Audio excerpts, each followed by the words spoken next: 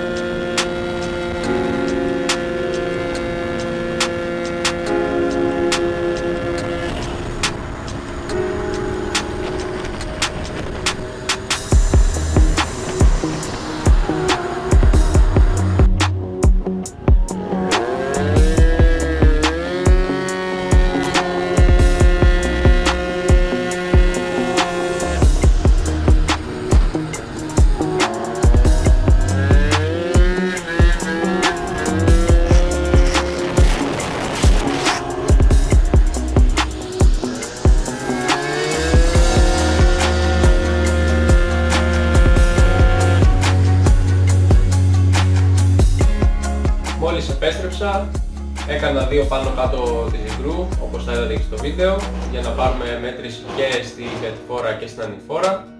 Πιάσαμε 118, δεν πιάσαμε 120, χαλάει 118.